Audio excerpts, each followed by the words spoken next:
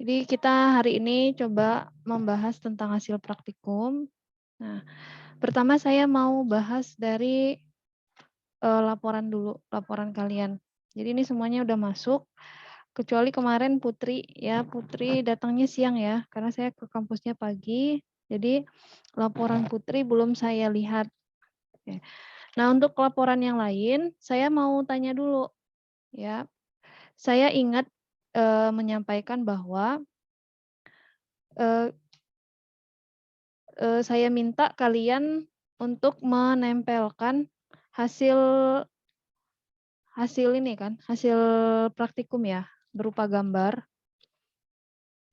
Hasilnya kan kita semuanya reaksi warna ya, kebanyakan reaksi warna. Nah, itu yang melakukan apa yang saya sampaikan itu hanya 4 orang ya.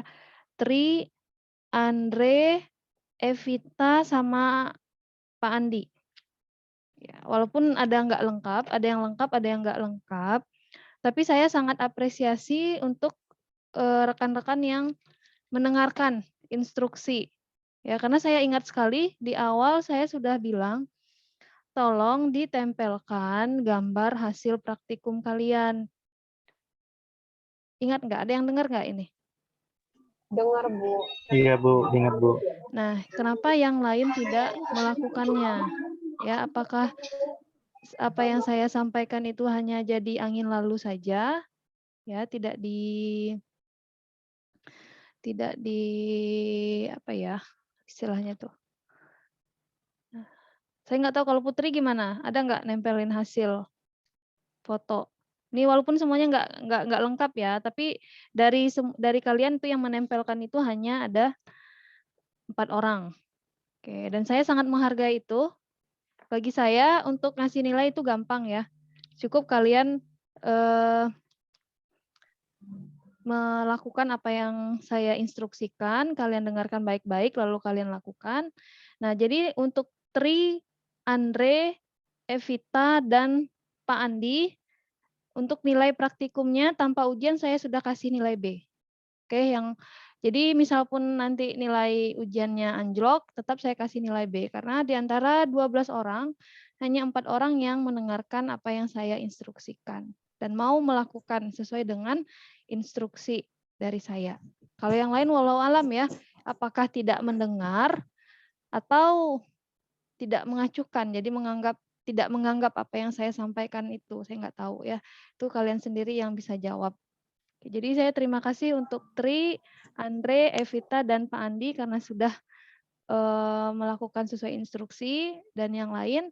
Berarti kalian tetap ya nilainya tergantung dari hasil ujian. Oke, jadi walaupun kalian yang 4 ini sudah saya kasih nilai B ya tanpa harus lulus ujian, tapi tetap nanti ikut ujian. Jadi misalnya kalian ingin dapat A, berarti nanti nilainya tergantung lagi dari hasil ujian. Tapi saya jamin nilai kalian itu minimal saya kasih B. Oke, seperti itu ya. Baik, Bu. Terima kasih, Bu. Ya, sama-sama Pak Andi. Terima kasih karena sudah mau mendengarkan saya. Terima kasih, Bu. Ya, sama-sama. Terima kasih, Bu. Ya. Nah, kita lanjut ya untuk ini untuk praktikum. Jadi pertama itu materi praktikum kita adalah identifikasi alkohol ya. Jadi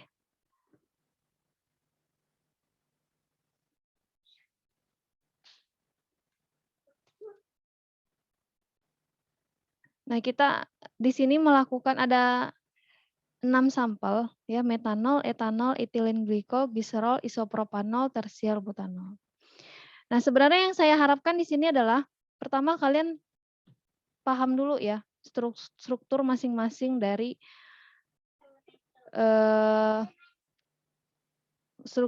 masing-masing sampel ini. Nah, tujuannya apa? Karena tujuan dari identifikasi ini kan macam-macam ya.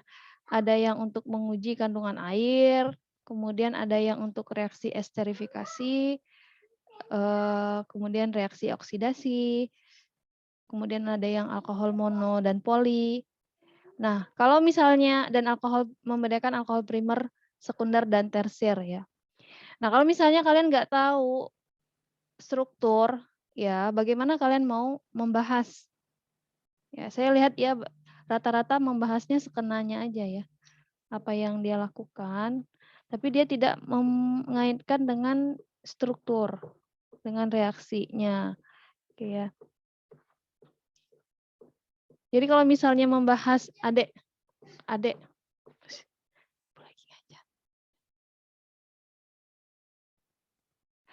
jadi kalau misalnya kita membahas hasil praktikum, berarti kita seperti menulis tulisan ilmiah, ya. Jadi tidak hanya menceritakan kembali apa yang kalian lakukan, tapi juga membahas kenapa hal itu bisa terjadi. Oke, jadi contohnya misalnya uji kandungan air, ya kita menggunakan itu CuSO4 anhidrat, ya. Jadi CuSO4 anhidrat ini, kalau dia anhidrat dia akan bentuknya bubuk serbuk putih. Kalau dia ada ikatan air, biasanya CuSO4 pentahidrat. Jadi ikatan airnya itu 1:5, 1 mol CuSO4, 5 mol air. Itu warnanya akan biru. Nah, itu tandanya dia berikatan dengan air. Kalau anhidrat berarti benar-benar bebas air. Jadi kalian harus kemarin itu kan ujinya semuanya warna biru ya. Karena memang si pertama CuSO4-nya juga sudah tidak putih bersih lagi kan, sudah ada yang sudah menyerap air, sudah agak higroskopis, makanya juga hasilnya menjadi biru. Nah, itu yang dibahas nanti. Ya, jadi CuSO4 itu dia akan menarik air sehingga nanti akan terbentuk warna biru. Nah, dari sana kita bisa tahu kalau misalnya senyawanya itu kalau misalnya sampel kita itu ada airnya seperti alkohol, kan pasti ada air ya. Alkohol itu kan pasti yang paling pekat aja atau yang absolut itu yang absolut aja itu ada airnya 96%. Berarti kan airnya itu 4% lagi air kan. Jadi CuSO4 anhidrat itu akan mengikat air. Ibu ngajar dulu boleh. Nah, kakak situ dulu ya. Ya, sip. Nah, jadi dia akan mengikat air menjadi CuSO4 A2O ya. Dari anhidrat itu kan berarti tidak ada air ya. Berarti di sini titik, biasanya titik terus ada di sini 5H2O kalau nggak salah ya. Nah, ini akan berubah menjadi warna biru. Itu yang kita amati. Nah, itu yang saya harapkan sebenarnya ada di pembahasan. Ya, di pembahasan. Bu, gimana cari taunya, Bu? Ya searching. Sekarang kan sudah era digital ya. Semuanya kalian bisa searching gitu. Apa bedanya CuSO4 anhidrat dengan hidrat? Oke, tanda-tanda dia berikatan dengan air adalah dengan perubahan warna dia menjadi warna biru. Kalau dia anhidrat warnanya akan menjadi putih bersih. Seperti itu. Nah, kalau dari hasil praktikum saya lihat semuanya ada warna birunya ya, tapi ada yang warna birunya pekat, ada yang warna birunya agak muda. Nah, kalau birunya pekat berarti mungkin ya memang jumlah airnya banyak. Ya, dari sana kita ada ternyata tersier butanol yang tidak warna putih, jernih. Saya lihat di sini ya, bukunya Tri. Nah, berarti dia itu tidak mengandung air. Nah, dibahas di situ di laporan kalian itu, ya. Kenapa ini kenapa ada yang berwarna biru, kenapa ada yang berwarna bening ya, tidak bereaksi kalau bening. Kalau biru kan berarti dia bereaksi ya. Seperti itu. Jadi pengaruh dari CuSO4. Enggak bisa. Oh iya, ada ya. Pinjam Ibu ya. Ya. Enggak bisa, jangan. Enggak bisa nak, nanti aja. Oke, nah itu untuk yang uji kandungan air. Selanjutnya untuk yang reaksi esterifikasi alkohol. Nah, reaksi esterifikasi itu ketika ya udah. Kan tadi udah janji Ibu mau ngajar dulu. Oke. Ya menulisnya kan tadi ada buku, dikasih buku. Nah, kalau reaksi esterifikasi itu reaksi antara alkohol ya dengan asam karboksilat. Di sini kita pakai asam asetat ya. Pakai asam asetat ya, pakai ditambahkan dengan beberapa tetes asam sulfat pekat. Nah, nanti ester yang terbentuk itu ya, ester ini terbentuk tergantung dari R-nya, kan beda-beda ya yang tadi. Ada metanol, ini metanol. Ini yang etanol. Ya, jumlah C-nya kan berbeda ini ya, rantai C-nya. Kemudian ini etilen glikol. Kemudian ini gliserol. Bentar. Oh ya, ini gliserol, ini isopropanol. Habis itu ke sana, Nak, ngeganggu. Nah, kan tadi udah janji, udah taruh situ. Enggak usah dikotek, ambil aja.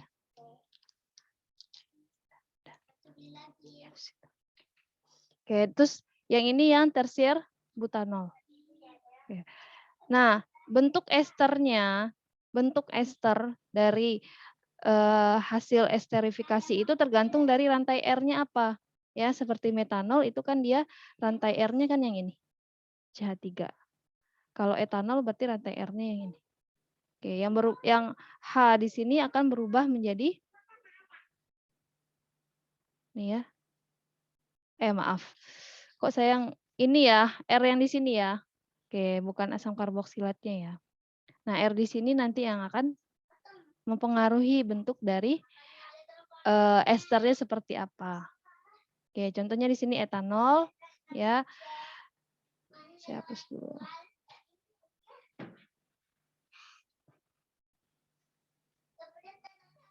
Adek, kakak di kamar sana, please. Ya.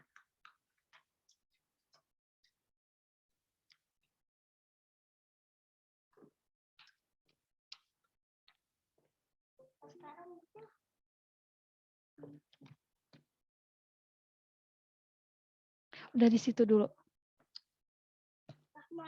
Ya udah kalau mau lihat diam. Nah, ini tergantung dari ininya ya. Ini yang rantai di sini. Nah, semua alkohol ketika ditambahkan dengan asam asetat akan menghasilkan ester. Itu yang disebut dengan reaksi esterifikasi. Oke, kalau di sini tanda-tanda terbentuk dari reaksi esterifikasi adalah aroma ya. Ester ini kan khasnya itu adalah aromanya. Nah, tapi juga ada yang kuat, ada yang malah tidak ada ini ya, tidak menghasilkan ini. Contohnya gliserol, kalau dari sini dari laporannya ya. Gliserol itu tidak menghasilkan bau, berarti dia tidak terjadi reaksi esterifikasi. Nah, seperti itu. Jadi bahasnya nanti harusnya seperti itu ya, mana saja yang positif, kemudian reaksinya apa. Nah, jadi H plusnya itu dari H2SO4-nya ya, yang kalornya berarti dipanaskan. Nah, ini mekanisme reaksi esterifikasi. Nah, jadi kalau misalnya kita di lab kan kita nggak tahu ya mekanismenya seperti apa. Tapi kalau secara teorinya seperti ini.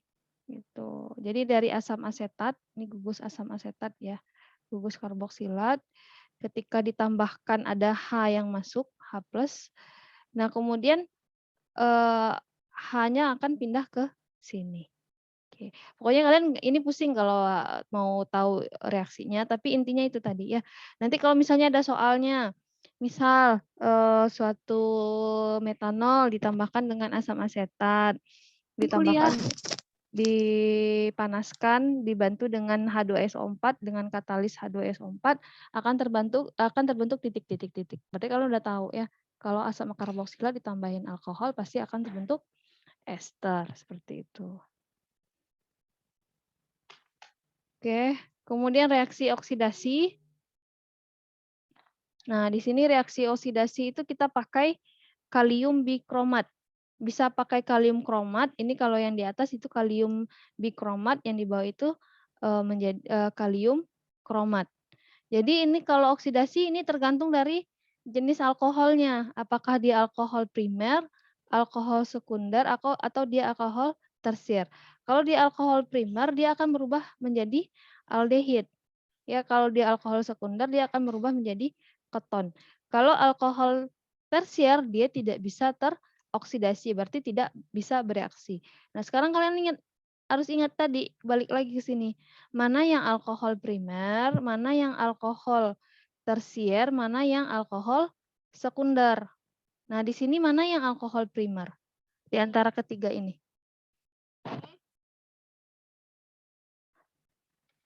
Yang primer mana, yang sekunder mana? Nah, jadi kita tahu, oh nanti kalau pertanyaannya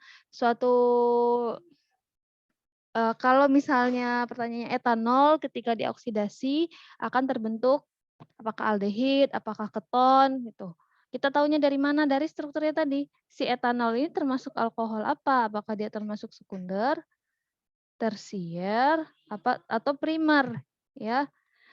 Etanol ini termasuk alkohol apa ini? Kalau dari strukturnya yang ini. Primer ya, Bu? Yang ini. Etanol. Kalau yang dimaksud dengan alkohol primer itu apa? Yang OH-nya terikat pada atom C primer. Ya, kalau ini atom C apa ini?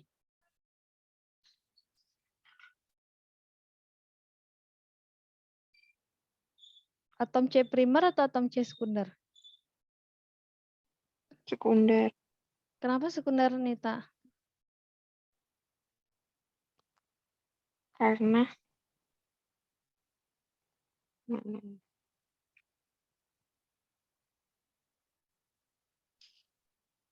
Kalau metanol apa?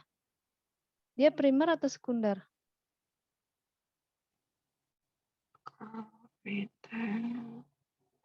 Balik lagi ke pengertiannya ya. etanol itu primer karena atom C-nya cuma satu. Kalau metanol, kalau etanol,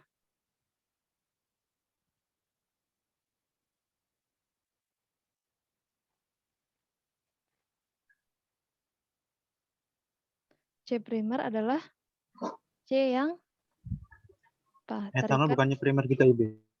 Etanol primer, Pak. Metanol primer Iya, bukan? primer.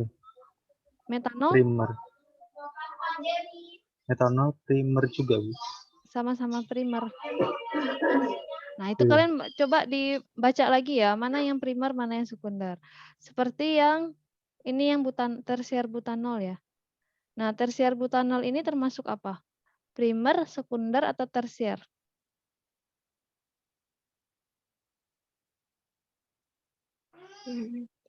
Tersier ya, ini ya. Ya, karena dia terikat dengan 3 atom C yang lain. Ya kan?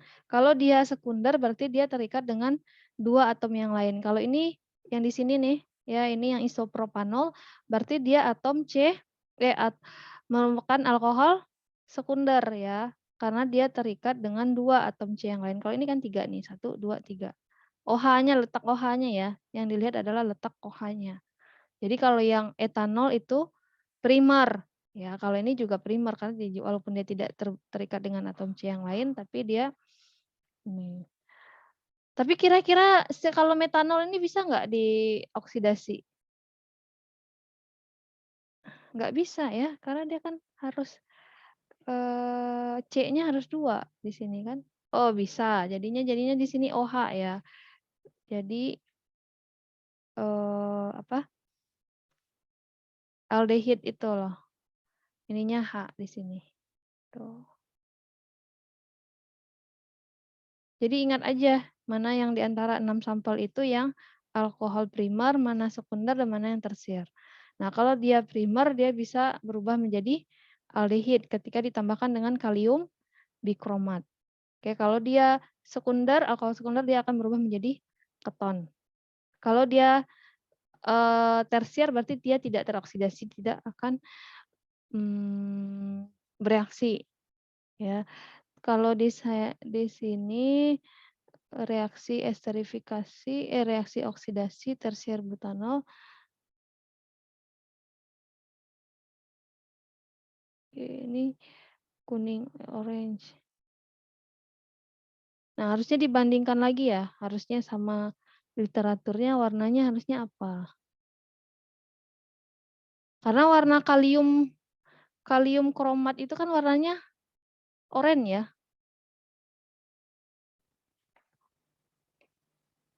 Ya, seperti itu. Bukan kuning ya, Bu?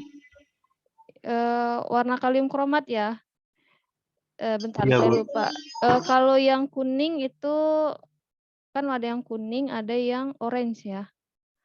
Kalau yang kuning itu kalau nggak salah kalium kromat, yang oranye yang kalium bikromat. Kalium bikromat. Kuning yang kalium kromat. Oke. Ada nggak setelah misalnya dia senyawa alkohol ya, ditambahin sama kalium kromat warnanya jadi kuning. Itu kan artinya sama aja dengan warna reagennya kan. Ya kalau sama aja sama warna reagen berarti itu tidak bereaksi. Oke, karena yang warna kuning itu kan warna reagennya, harusnya yang dilihat ya pas ditambahin. Makanya kemarin itu kita lupa ada blanko ya, harusnya itu ada blanko. Nah, artinya blanko ini kita harusnya isinya sama air. Air ditambahkan dengan reagen. Ya, tujuannya apa?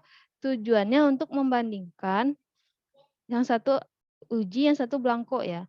Jadi sama-sama ditambahkan dengan reagennya.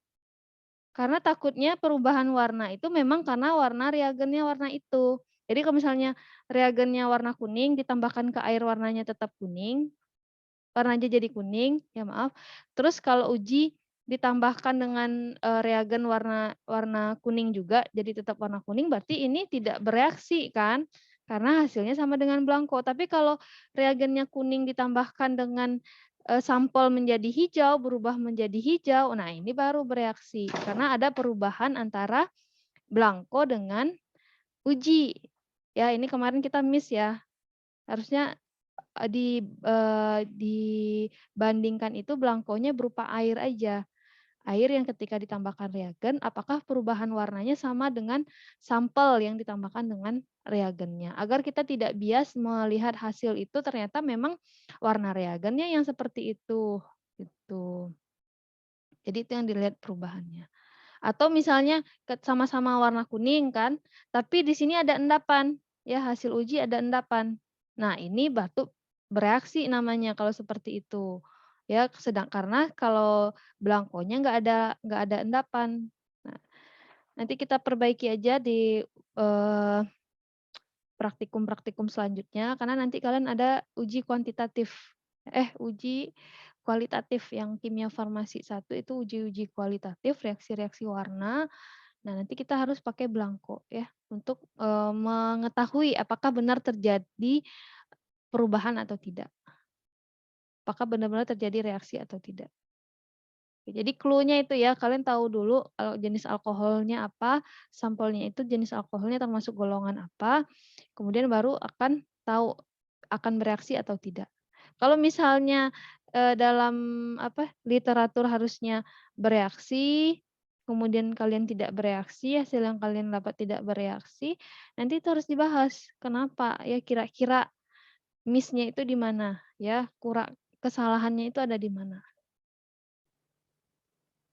Nah, kemudian ada untuk membedakan alkohol mono dan poli ya. Alkohol mono dan poli. Nah, itu adalah dengan menambahkan Na. Na. Ya, NaOH ya. Nanti akan menjadi garam, terbentuk garam. Jadi kan si alkohol ini dia bersifat amfoter ya. Amfoter itu maksudnya adalah dia bisa bersifat sebagai asam, bisa bersifat sebagai basa dalam suasana tertentu. Ya, tergantung suasananya. Ya, kalau misalnya dia direaksikan dengan basa, otomatis dia akan menjadi suatu asam. Kalau dia direaksikan dengan asam, dia bisa yang lebih kuat daripada dia, berarti dia bisa menjadi basa. Tuh. Nah, khusus ini dia sebagai asam, ada sifat asamnya, dia bisa bereaksi dengan NaOH ya, NaOH yang suatu basa.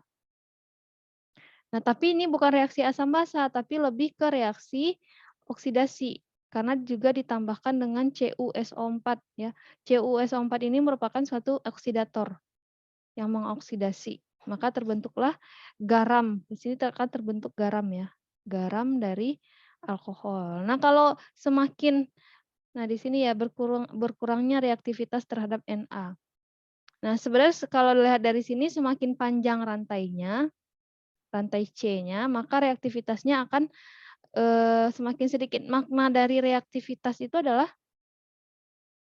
kecepatan dia bereaksi ya, kecepatan. Oh, dia senyawa ini sangat reaktif, berarti dia sangat cepat untuk bereaksi.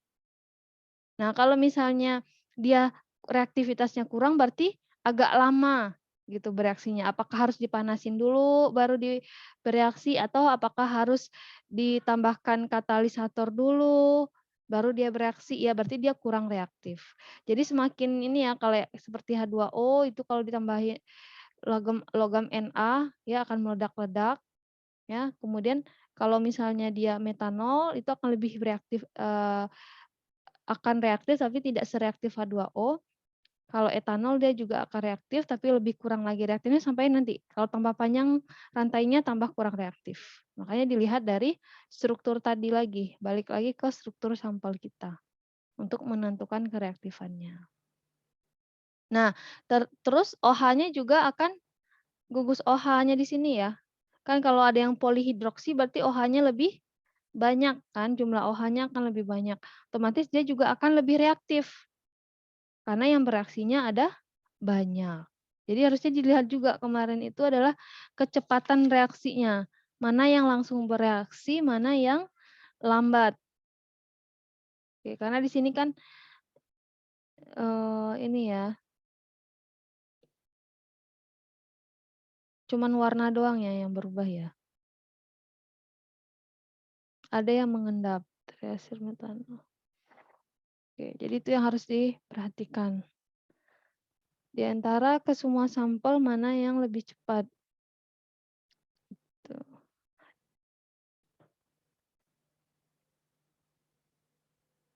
Nah, ini untuk membedakan alkohol primer, sekunder atau tersier.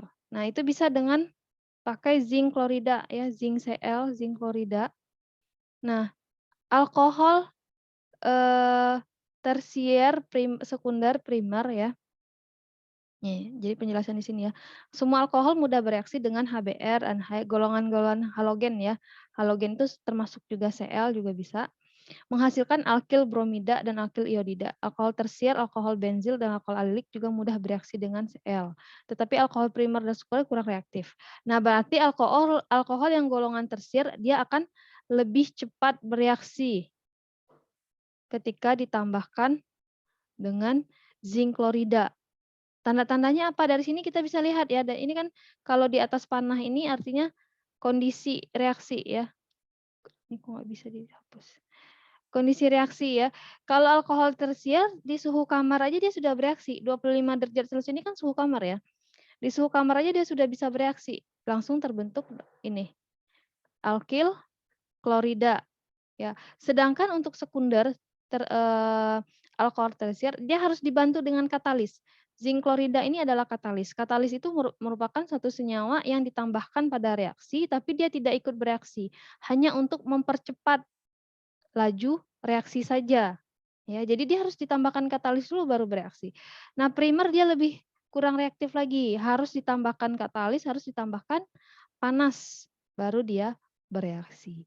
Jadi itu ya, bedanya antara kita bisa membedakan antara alkohol tersier, sekunder dan primer dengan cara mereaksikan dengan HCl. Ya, kalau dia langsung bereaksi tanpa ada penambahan zinc klorida dan pemanasan berarti dia alkohol tersier. Kalau harus ditambahin katalis dulu berarti dia adalah alkohol sekunder. Kalau dia harus ditambahkan katalis dan panas, harus dipanaskan dulu baru menghasilkan reaksi, berarti dia alkohol primer. Itu kita lupa juga ngeceknya ya. Ini ketika dia bereaksi apakah harus dipanasin dulu enggak? Gitu. Oke, nggak apa-apa.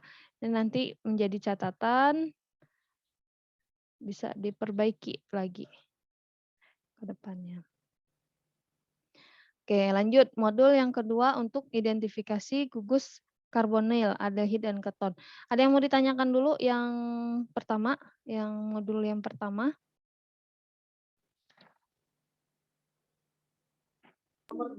Waktu identifikasi alkohol kemarin kan, waktu ditambahin COS4 itu kan warna biru semua ya Bu ya? Ya, ya Pak. Itu pengaruh dari situnya atau gimana Bu? Dari reagennya atau gimana Bu? Iya, karena CuSO4 itu dia ketika berikatan dengan air dia pasti warna biru, Pak. Gitu. Kalau misalnya sampel kita ya sampel yang kita cobakan itu apakah metanol, etanol itu mengandung air, pasti dia akan berwarna biru. Gitu. Kalau dia benar-benar murni, kalau etanol kan nggak pasti ada air ya, karena etanol paling tinggi juga persennya 96%, 4%-nya air. Kalau metanol harusnya kalau dia benar-benar metanol murni, harusnya dia tidak warna biru, ya harusnya. Tapi kan kita gitu sampel kita yang kita pakai itu metanol teknis. Ya, metanol teknis itu maksudnya grade-nya itu sekedar metanol aja gitu, tapi konsentrasinya tidak diketahui berapa atau, mungkin konsentrasinya diketahui tapi ada senyawa-senyawa pengotor lain di dalamnya, makanya warna biru. Itu untuk uji ini ya, yang kandungan air ya, Pak. Iya Bu, untuk Nah, kandungan air. harusnya yang ditambahin NaOH itu, ya kan itu ada CuSO4-nya juga ya. Nah, harusnya kalau yang, itu kan untuk membedakan alkohol mono dan poli ya. Cu-nya itu lebih ke untuk oksidatornya aja, mengoksidasinya aja, ya. Harusnya yang bereaksi itu adalah NaOH-nya. NaOH itu yang membentuk garam, tuh. Tapi rata-rata enggak ya, cuman biru, jernih biru. Apakah terbentuk garam atau enggak? Tapi ada kok yang ini membentuk endapan yang tersier butanol. Nih, saya lihat di sini. Oke. Harusnya kalau dia berubah menjadi garam, ya si alkoholnya berubah menjadi garam, ya harusnya ini ya, bentuknya ada yang, mengendap ya, gitu. Karena kan dari cair menjadi padat ya istilahnya, harusnya ada yang mengendap. Dan ada gas yang dikeluarkan, di sini kan setengah H2 ya, tuh. Jadi kalau cuman warna biru doang, kayaknya enggak, jadi makanya perlu itu tadi Pak, blanko itu tadi ya. Blanko, ketika blanko itu biasanya air. Ya, ketika air ditambahkan H2SO4, apa sih tadi? NaOH dan CuSO4 apa yang terjadi? Kemudian sampel ya, sampel ditambahkan CuSO4 dan NaOH, apa yang terjadi? Berbeda nggak gitu? Kalau sama aja berarti kan dia enggak ini ya. Tapi kalau uji kandungan air, ya pastilah harus sama dengan airnya. Oke, karena dia yang kita uji ada tidaknya air di sana. Kira-kira nyambung nggak Pak apa yang sama yang ditanyakan? Nyambung Bu. Oke. Lanjut kah? Lanjut boleh Bu. Oke. Sekarang lanjut ke identifikasi gugus karbonil. Karbonil di sini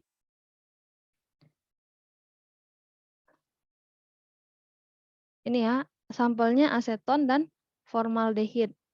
Aseton itu merupakan ini ya.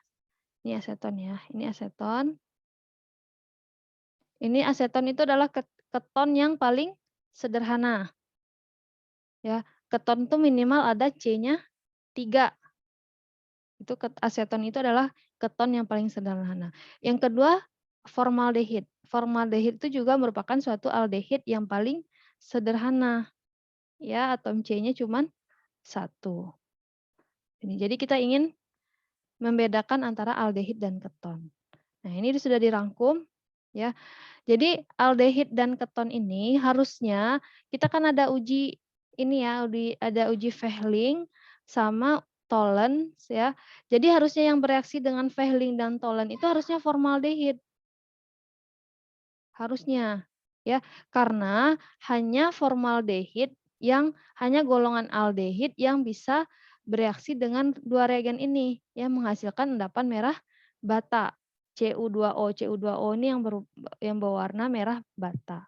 Harusnya keton si aseton ini tidak bereaksi, ya, karena tidak ada gugus yang bisa dioksidasi oleh si reagen Fehling sama Tolen ini prinsipnya reaksi oksidasi ya. Jadi Fehling ini merupakan suatu zat oksidator, pengoksidasi ya, mengoksidasi senyawa lain. Tuh, harusnya cuman formaldehid. Nah, di sini saya lihat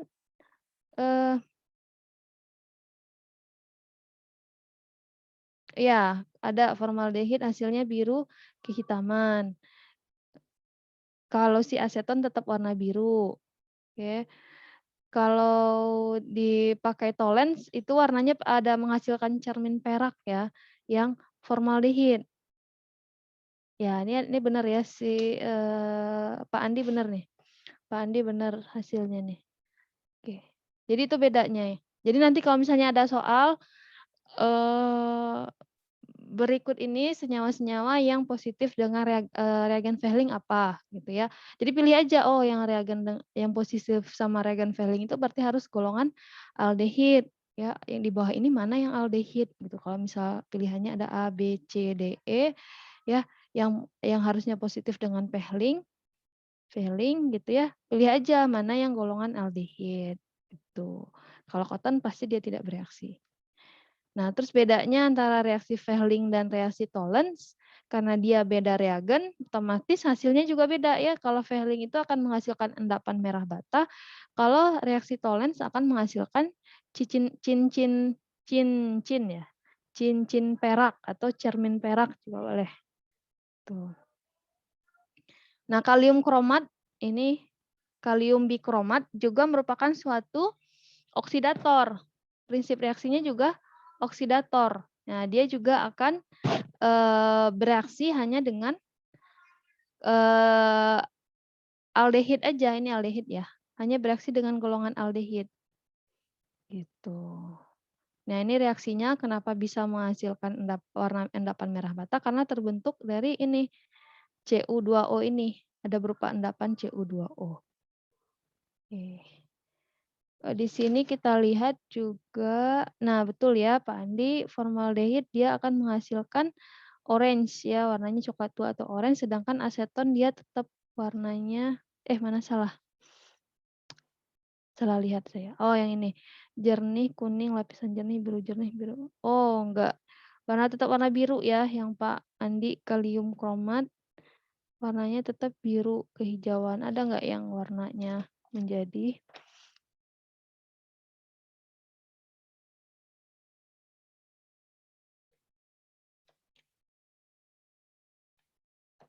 nah, jadi ini sebenarnya sekarang tuh udah gampang ya. Tinggal diketik di Google, coba aja langsung cari reaksi alkohol dengan kalium bikromat. Keluarlah semua gitu. Jadi tinggal kemauan aja ya kalau mau mengebahasnya, mau tahu ya ilmu pengetahuan sudah di genggaman kan, di tangan sekarang. Jadi tinggal kita mau atau tidak. Nah, ini ya. Kalau ini reaksi Tollens, bagaimana dia menghasilkan endapan perak, cermin perak. Sedangkan kalau keton tidak dapat dioksidasi oleh reaksi Fehling dan Tollens. Nah, sifat ini yang digunakan untuk membedakan antara keton dan aldehid.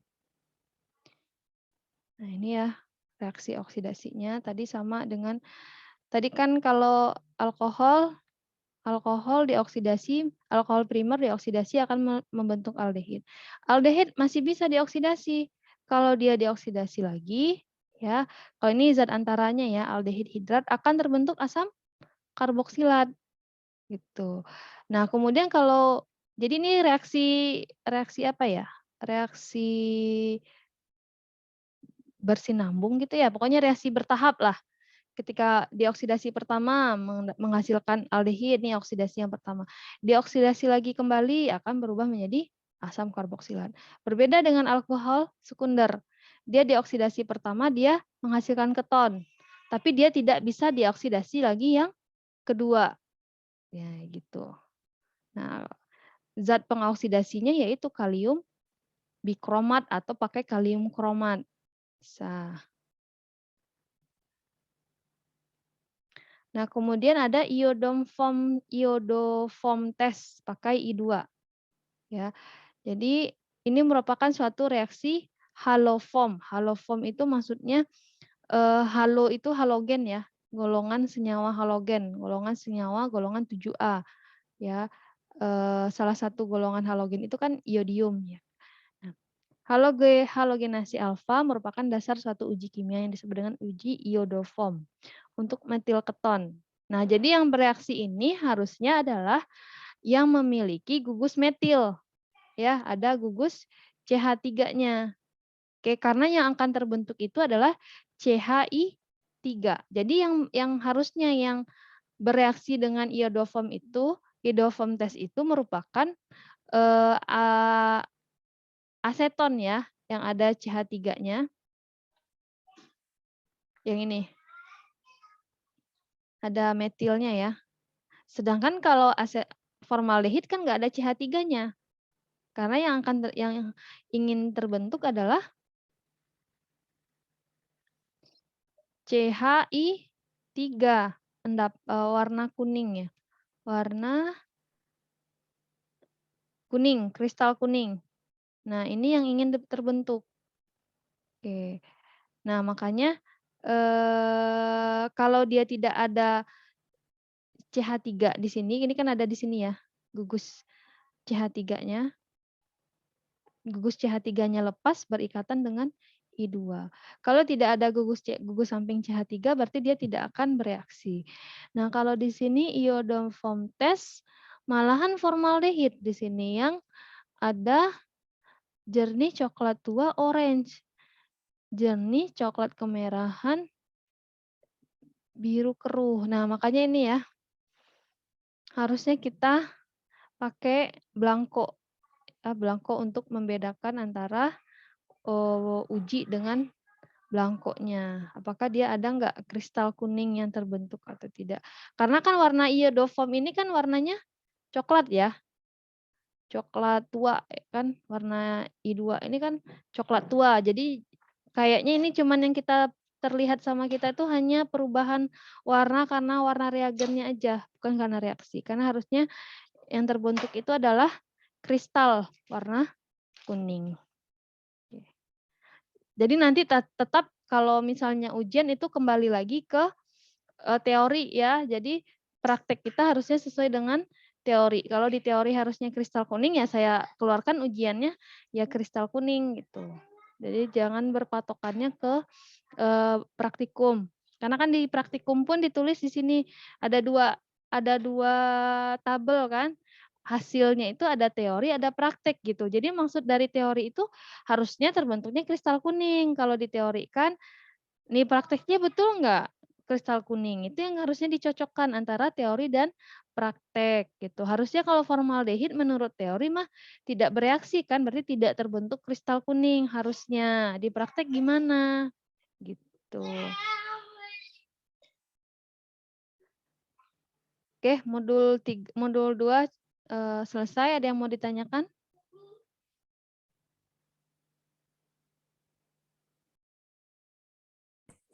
Bu, itu kalau terbentuk endapan sama terbentuk kristal itu sama aja nggak sih, Bu? Sama, kalau secara ininya sama ya, secara visualnya ya. Asalkan kalau endapan itu dia misalnya ada kabut gini ya. Jadi kayak butek ya, butek aja itu sudah disebut endapan ya. Kalau dia kristal, dia itu akan lebih bagus sih bentuknya ya. Beda antara kristal sama endapan, kebayang nggak kalau gula? Gula bentuknya apa? Gula itu kristal ya. Kristal jernih. Nah, beda sama amilum, sama pati. Ya, kalau pati kan bentuknya serbuk ya. Nah, kristal itu bentuknya akan lebih bagus ya dari segi penglihatan kita. Nah, itu tuh bedanya. Tapi kadang orang hampir sama aja ya antara kristal sama endapan. Yang penting tuh ada sesuatu di bawah. Jadi kalau misalnya kalian mereaksikannya itu, jangan cepat-cepat gitu. Oh, pas baru 1 menit, oh nggak ada nih, ya. Karena untuk terbentuknya, untuk reaksi itu kan, adek, adek. Karena reaksi itu kan bisa terjadi cepat, bisa lambat. Jadi dibutuhkan waktu juga untuk bereaksi. Jadi kalau misalnya endapan biasanya itu kan ada sesuatu yang tidak larut ya, makanya dia langsung butek. Nah, kalau kita diamkan lagi beberapa menit, nanti akan turun ke bawah gitu senyawa zat-zat yang tidak larut itu.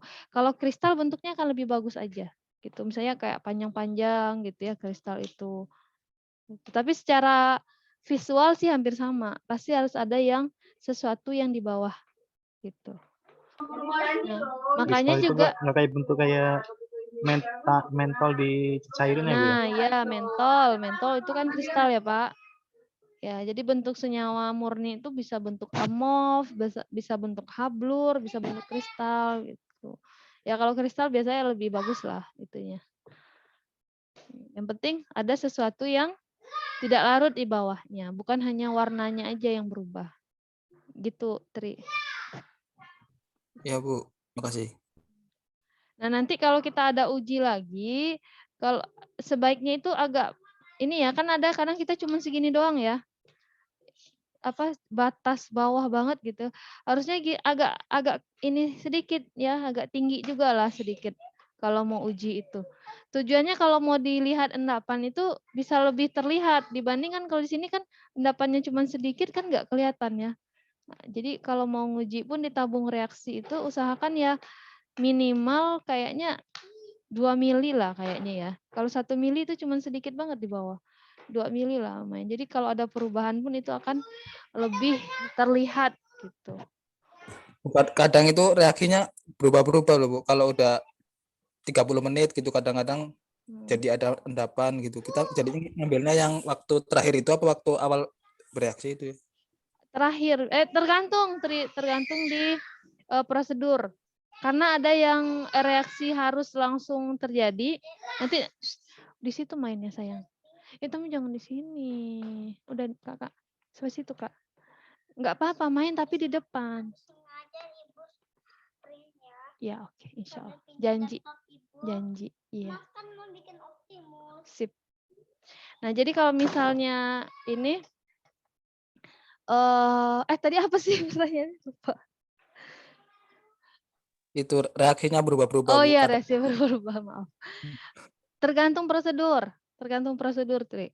Karena ada yang reaksi memang segera. Jadi kata-katanya kalau misalnya kata-kata prosedurnya itu segera, jadi itu langsung kelihatan. Ya, langsung berubah gitu. Berarti itu nggak boleh dia diamin. Karena dia ada yang reaksi ketika dia setelah didiamkan, hasilnya itu jadi awalnya tidak berwarna jadi berwarna nggak boleh. Tergantung balik lagi ke prosedur. Ada yang prosedurnya didiamkan misalnya. Jadi tergantung balik lagi ya ke prosedurnya apakah harus segera, reaksinya segera atau reaksinya memang perlu didiamkan. Kalau biasanya reaksi pengendapan itu memang harus didiamkan dulu ya. Itu, reaksinya agak lama kalau pengendapan. Reaksi yang agak lama itu reaksi pengendapan, kemudian reaksi, oksidasi, ya itu butuh waktu. Jadi kita harus ini dulu, harus sabar dulu. Saya lupa nih apa, ada contohnya yang harus segera dilihat ya. Nantilah kalau saya ingat, ada suatu uji yang memang kita harus, pas pengujian itu 1 detik itu langsung ini berwarna. Oke. Seperti itu, Tri. ya, Bu. Oke. Lanjut ke karboksilat ya. Oke, identifikasi karboksilat sampelnya ada 4, asam asetat, asam benzoat, asam oksalat, dan asam salisilat. Ini pertama kita harus tahu dulu strukturnya. Ini asam asetat, kemudian ini asam benzoat,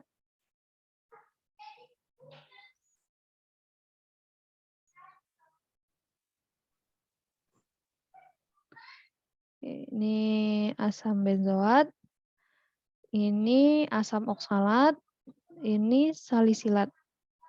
Oke. Nah, dari struktur ini kelihatan ya, kalau asam asetat CH3COOH. Kalau asam benzoat itu ada gugus benzennya. Benzen, makanya namanya benzoat, asam benzoat. Benzen yang terikat dengan gugus karboksilat. Kemudian kalau untuk asam oksalat itu dia ininya 2 ya. Gugus karbonilnya 2. Gugus ini kan COOH-nya ini ada 2. Dikarboksilat lah. Nah, kalau asam salisilat ada benzen, kemudian karboksilatnya juga ada 2. Nah, seperti itu ya. Makanya dia namanya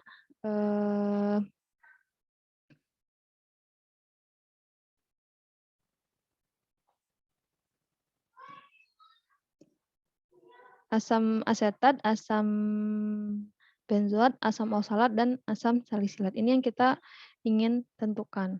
Pertama itu reaksi dengan natrium karbonat ya. Nah, karena asam karboksilat ini merupakan suatu asam lemah ya. Maka ketika dia ditambahkan dengan basa, nah natrium karbonat itu NaHCO3 kan itu termasuk basa lemah ya. Ketika dia ditambahkan dengan basa lemah atau basa kuat, maka akan terbentuk garam. Nah, itu harus ingat ya, ketika asam ditambahkan dengan basa, maka pasti terbentuk adalah garam. Oke, contohnya ini. Asam di sini contohnya beda ya dengan sampel yang kita pakai. Asam format ditambahkan dengan NaOH. Apa-apa, ini kan sama kan.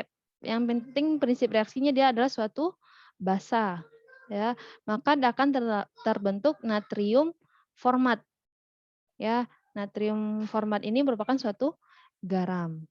Nah, atau yang ditambahkan dengan natrium bikarbonat NaHCO3 ini yang kita pakai ya NaHCO3, maka gugus H di sini akan lepas ya, akan digantikan oleh Na. Nah, seperti ini akan terbentuk garam sikloheksana karboksilat. Gitu. Dan salah satu tanda-tanda reaksi terjadi kalau natrium karbonat ini, bikarbonat ini adalah timbul CO2 gas. Ya, gelembung udara. Nah, kalau di sini saya lihat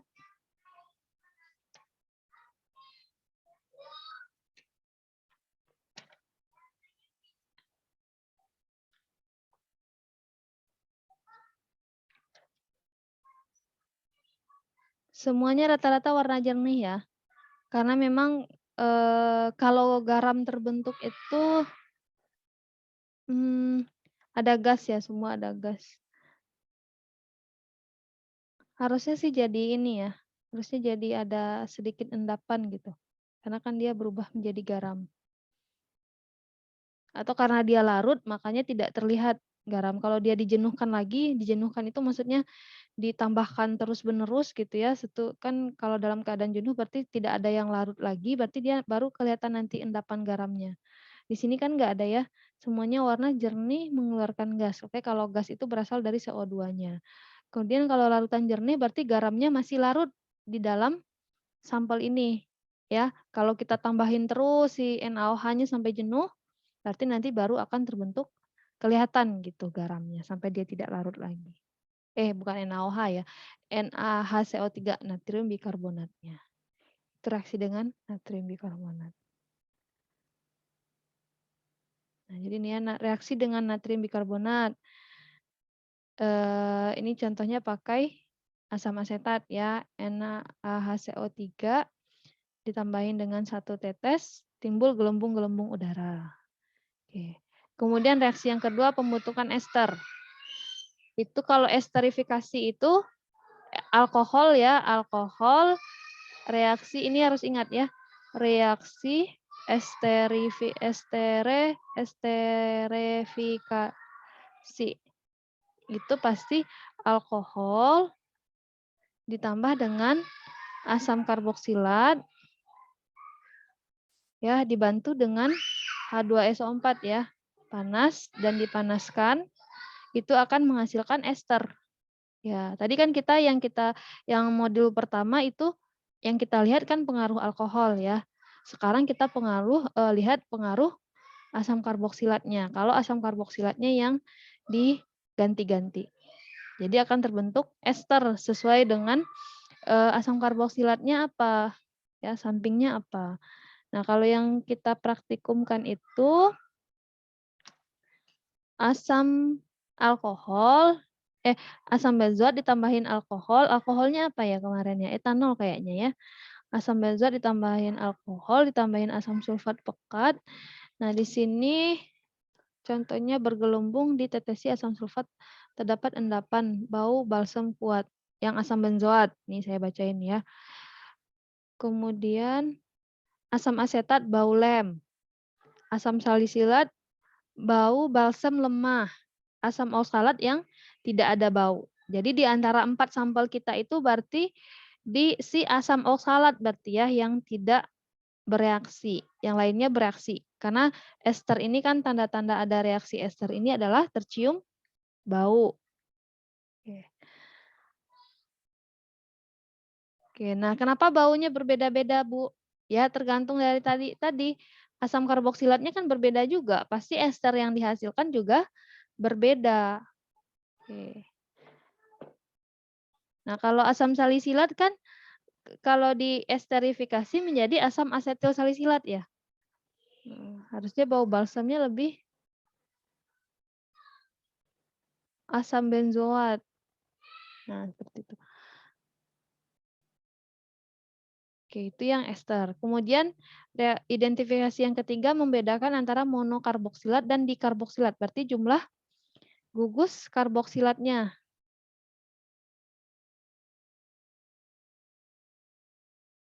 Nih. Ya, ini yang disebut dengan dikarboksilat. Ada gugus karboksilatnya ada 2. Nah, kalau misalnya dia monokarboksilat, berarti karboksilatnya 1 ditambahkan dengan ferrosulfat dan NaOH akan menjadi larutannya akan menjadi warna kuning. Kalau dia dikarboksilat, warnanya akan hijau dan berawan. Oke, kita lihat di sini hasilnya.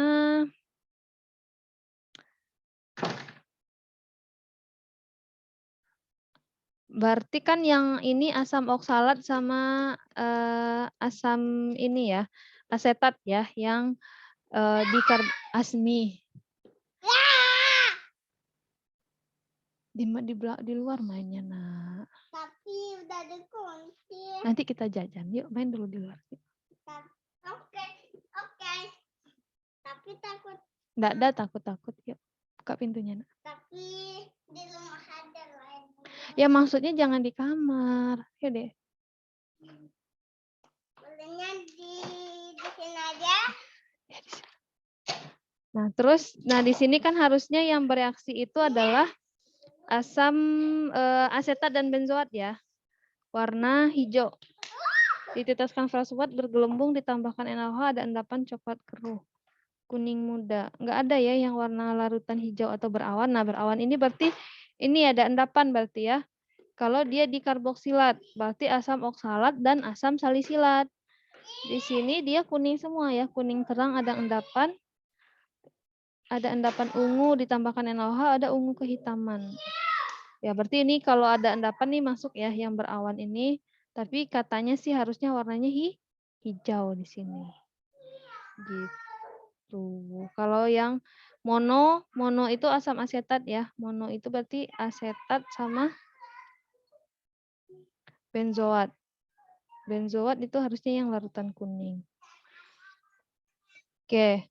Terus yang terakhir ditambahkan FeCl3 khusus yang asam salisilat ya. Ditambahkan FeCl3 akan terbentuk warna ungu. Ungu tua kemerahan. Kalau di sini kalian tulisnya kuning kemerahan ya. Kuning kemerahan. Teh dalam kurung teh. Ada endapan. Ya kadang mata kita ini juga ya kalau untuk warna ini apa sih istilahnya tuh? Ada yang bilang ini warna ungu, ada yang bilang ini warna orange ya. Ya nggak apa-apa, yang penting ada. Makanya itu balik lagi tadi butuh blanko ya. Blanko itu untuk membandingkan apakah benar terjadi perubahan warna atau hanya mengikuti warna dari reagennya saja. Ada yang mau ditanyakan yang karboksilat?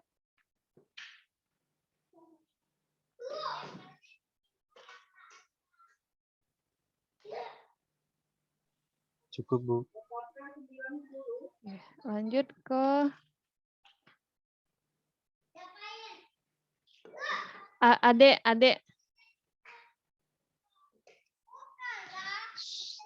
Di kamar kakak dulu mainnya, Dek. Nah, lanjut ke identifikasi karbohidrat.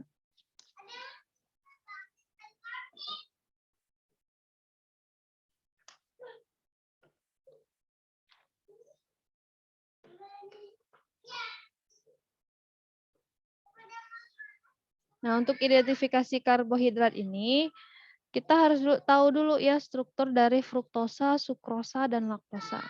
Nah, sebelumnya di kuliah minggu kemarin, Azmi, kecilin suaranya Azmi. Nah, untuk larutan sampel fruktosa, sukrosa, laktosa ini, kita harus tahu dulu apakah dia merupakan jenis karbohidrat dia ya. Jenis karbohidratnya, apakah dia monosakarida, polisakaridakah, disakaridakah, atau polisakarida.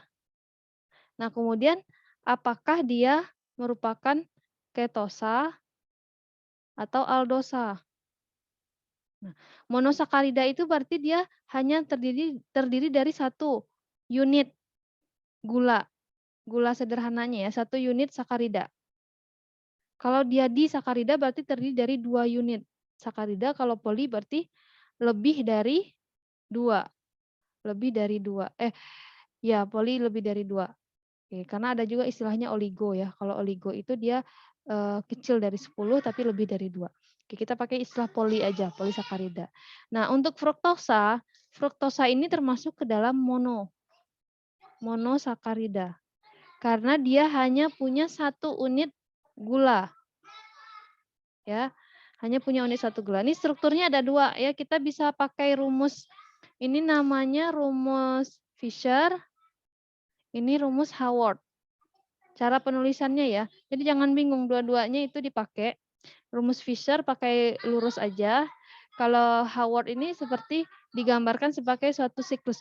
Asmi, kalau enggak minta tolong tutup pintunya, Nak.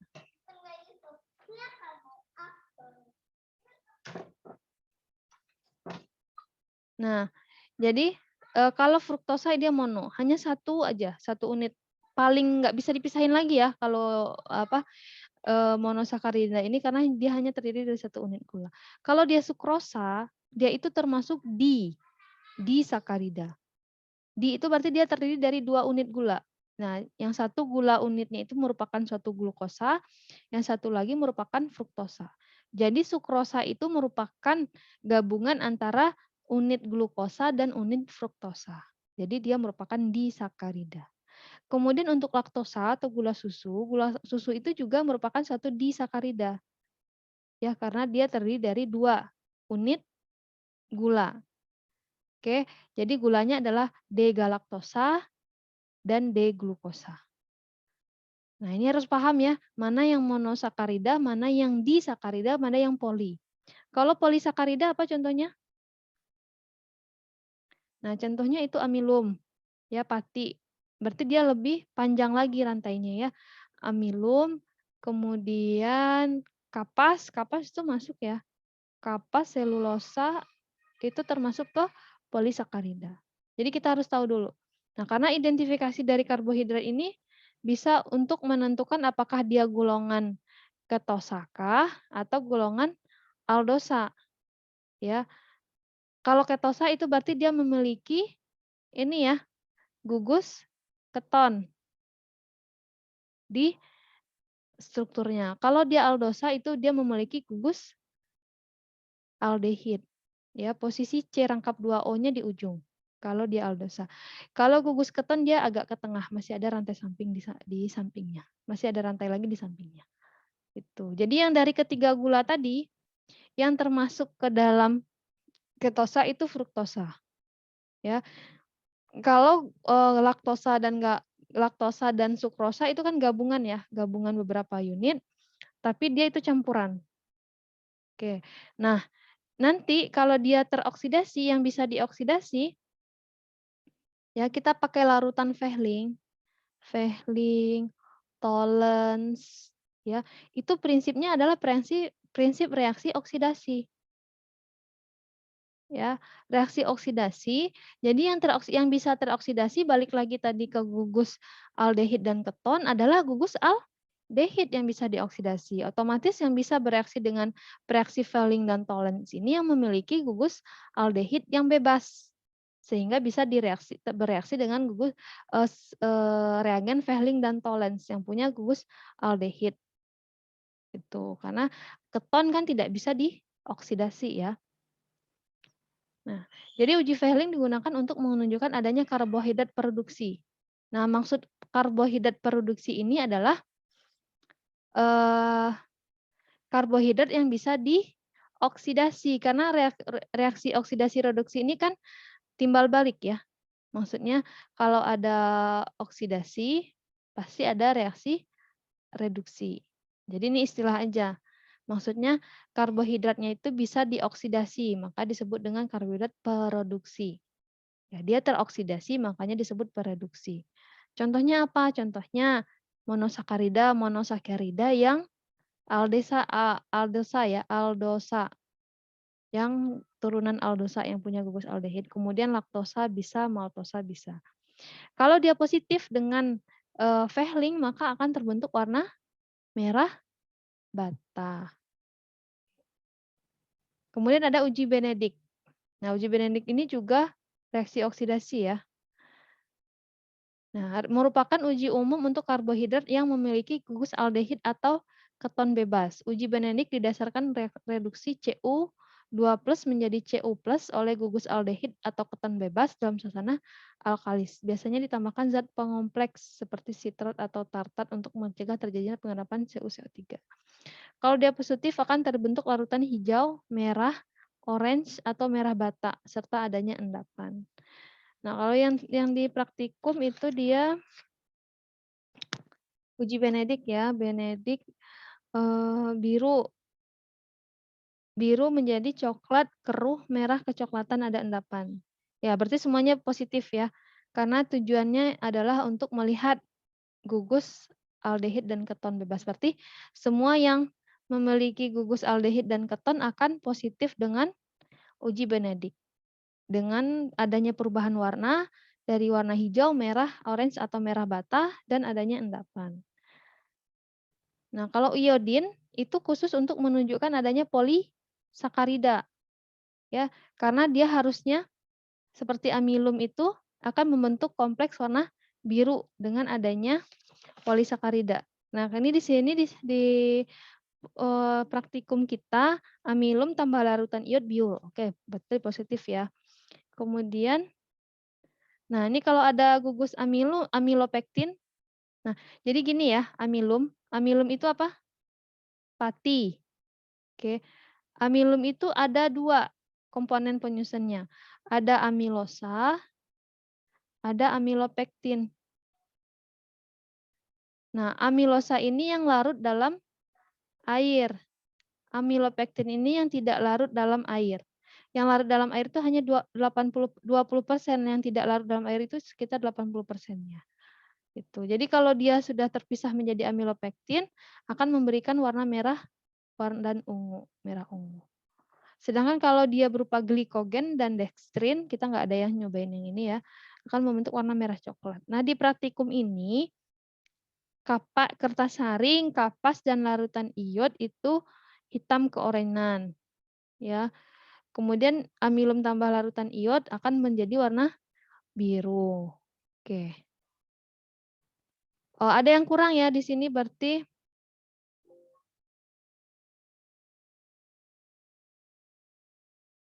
ada kita tadi yang H2SO4 ya. Ini yang amilum. Pokoknya amilum itu masukin aja ke polisakarida ya.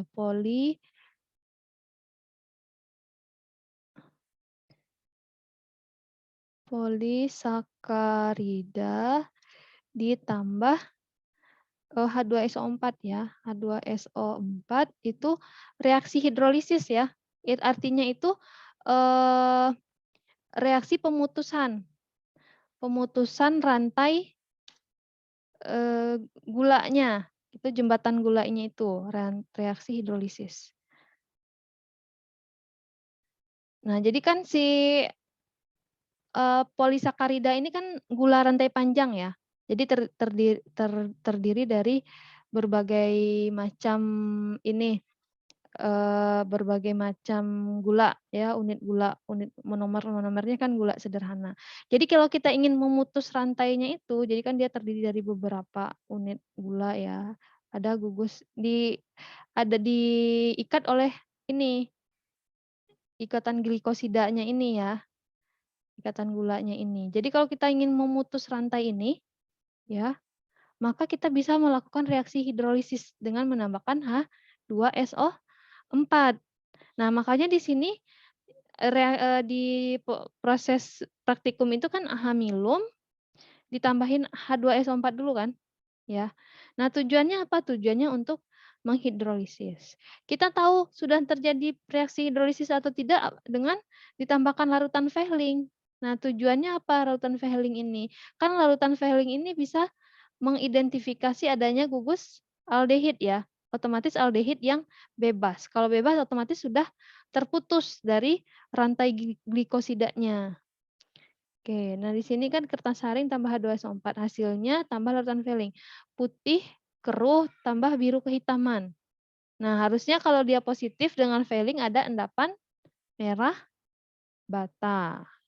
Oke, kalau reaksinya ini ya, kalau misalnya hasil dari hidrolisisnya itu merupakan suatu aldosa, oke, dia akan akan menghasilkan warna merah bata. Tapi kalau hasil reaksi hidrolisisnya itu merupakan ketosa, ya yang gugus keton, gula gugus keton, maka dia tidak akan warna merah bata. Seperti itu ya. Oke, lanjut.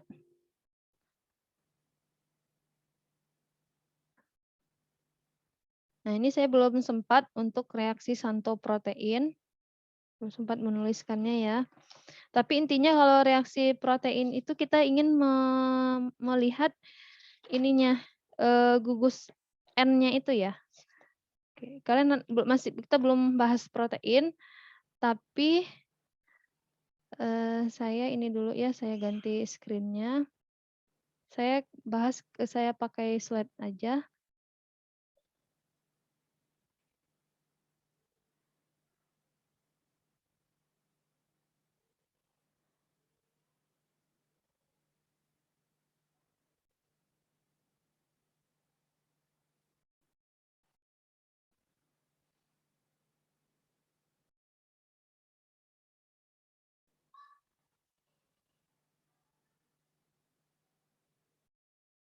Protein.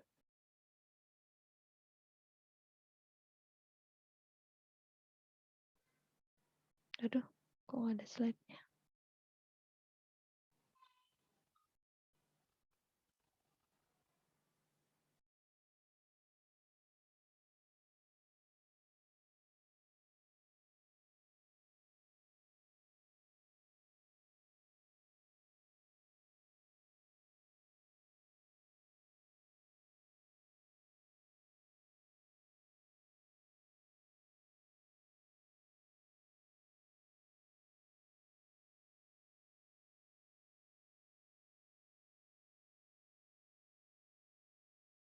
Nah, ini bukan slide saya ya, tapi saya ketemu searching, tapi ini bagus untuk kalian paham tentang protein.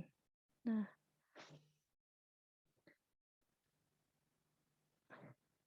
lebih jelasnya kan nanti Sabtu ini ya, yang bahas protein ya. Jadi protein itu merupakan ya molekul besar dan kompleks yang disusun oleh asam amino. Jadi monomer protein itu adalah asam amino. Kalau yang kemarin kalau karbohidrat monomernya apa? Monomer dari karbohidrat itu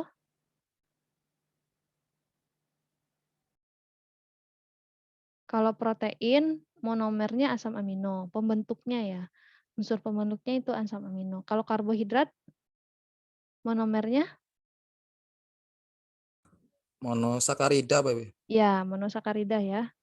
Oke, dia terbentuk dari monosakarida. Jadi kalau asam amin kalau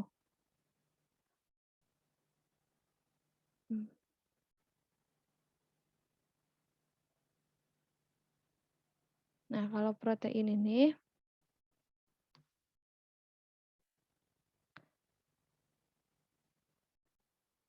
nah, contohnya seperti ini ya. Protein contohnya itu ada di tubuh kita. Oke, semua anggota tubuh kita itu tersusun dari asam amino. Jadi proteinnya besar, contohnya apa daging ya. Contohnya daging kan protein ya. Nah, itu tersusun dari unsur kecilnya itu asam amino, unsur penyusunnya. Nah, makanya kalau kita ingin belajar protein, kita harus belajar asam amino dulu. Karena unsur penyusun dari protein itu adalah asam amino. Nah, jadi asam amino itu merupakan molekul sederhana dengan atom karbon sebagai pusatnya. Kita lihat saja ya.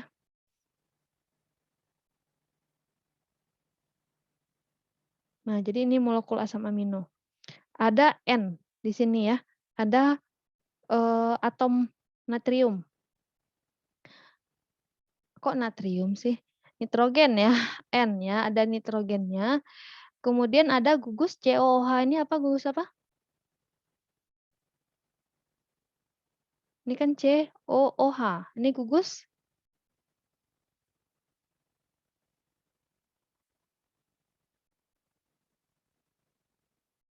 Ayo, gugus fungsinya apa ini kalau COOH?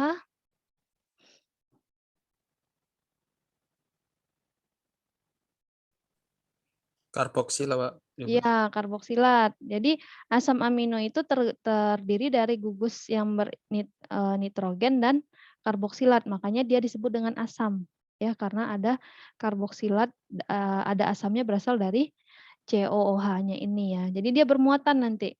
H-nya bisa lepas, bermuatan jadi bermuatan negatif, dan NH3-nya, amoniumnya berubah menjadi positif. Ini contohnya kalau secara ini ya, secara apa? Dimensi 3. Jadi asam amino itu yang membedakannya ini nilai R-nya, rantainya. Gugus awalnya itu sama aja. Ya, pasti ada gugus aminnya ya, karena disebut dengan amino. Dari namanya asam amino berarti ada gugus amin NH3-nya dan gugus asamnya karboksilatnya. Ini sama semua ya ujungnya. Yang membedakannya itu hanya nilai R. Kenapa asam amino banyak? Ada yang tahu asam amino apa aja? Sering sekali disebut. Ada asam amino esensial dan non esensial. Ya, jadi yang membedakan antara asam amino esensial dan non esensial itu ya ini R-nya, nilai R-nya. Salah ya. Yang membedakan antara asam amino esensial dan non esensial ada yang tahu? Yang membedakannya apa? Kenapa dia disebut dengan esensial? Kenapa disebut dengan non esensial?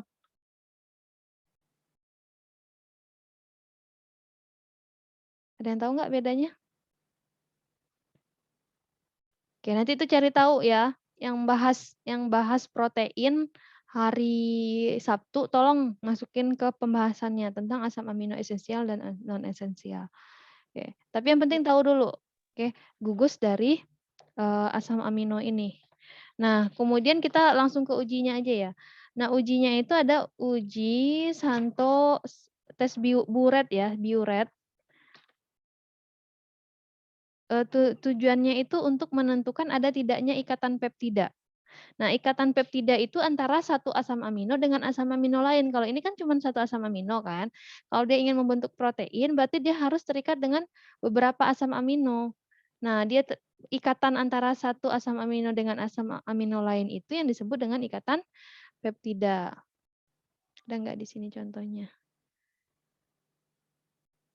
Nah, ini contohnya kan, ini satu asam amino nih, yang kecil-kecilnya. Nah, ikatannya itu yang disebut dengan ikatan peptida.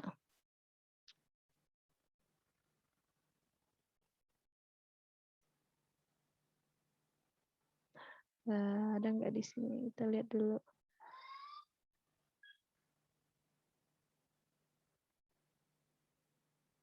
Nah, ini ya. 2 buah asam amino yang berdekatan dapat dihubungkan oleh ikatan peptida. Nah, kita ingin tahu ada ikatan peptida atau tidak itu dari salah satunya tes biuret ya. Bisa pakai tes biuret. Oke.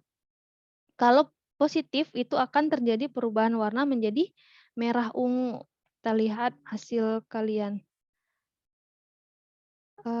Tes buret itu putih telur, kuning jernih dipanaskan jadi coklat. Ya, oke, berarti positif ya reaksinya ya, terbentuk warna coklat. Harusnya susu tetap warna putih, gelatin tidak dikerjakan, ini tetap putih-putih. Jadi yang positif hanya yang putih telur. Kalau dari ini punyanya Pak Andi ya, punyanya Pak Andi itu yang positif hanya yang putih telur. Oke, karena mungkin kadar juga ya. Harusnya kan semuanya punya ikatan peptida kan? Oh, kalau kapas ini termasuk protein nggak kapas? Kapas nggak berubah kayaknya, Bu. Selulosa kan? Ya, termasuk Iya, Bu. karbohidrat ya. Harusnya kapas aja yang negatif. Karena kalau gelatin itu protein, agar-agar protein, susu juga protein, ya. Agar-agar protein bukan? Lupa, Bu. Agar-agar termasuk karbohidrat kan ya? Selulosa juga kan? Apa sih namanya itu? Serat-serat itu loh. Agar-agar itu termasuk serat kan? Oke, tapi di sini yang positif hanya putih telur saja. Oke, jadi itu ya santoprotein berarti dia untuk melihat ada tidaknya ikatan peptida, ikatan antara satu asam amino dengan asam amino yang lain. Kemudian kalau uji santoproteat itu menentukan ada tidaknya inti benzen atau gugus fenil pada asam amino atau protein. Oh, berarti harus yang rantai R-nya itu ada yang mengandung gugus fenil. Ada nggak contohnya di sini?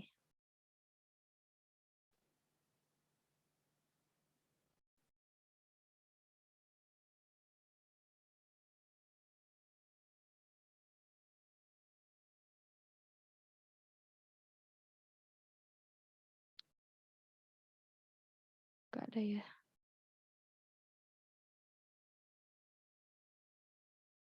Oke. Kita searching aja ya sistemnya. Saya juga kalau apa-apa juga searching aja gitu. Kalau kita ingin tahu, tapi tetap kita harus saring juga betul nggak informasinya yang dia sampaikan atau tidaknya.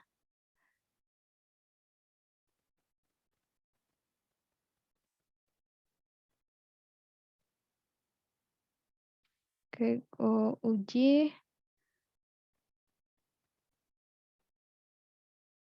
uji santoproteat. Ini dilakukan ya. Santoproteat.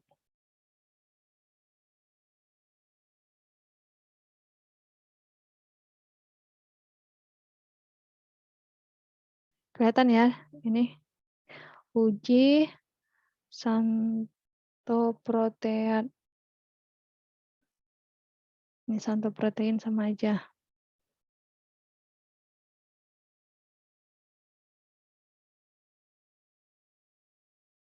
Nah, jadi dia harusnya ini ya. Nggak kelihatan ini. Nih. Dia yang dicek itu adalah ini, gugus benzen yang ada di ininya.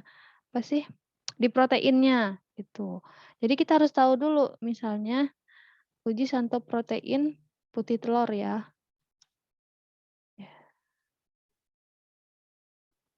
Ada nggak yang bahas ini?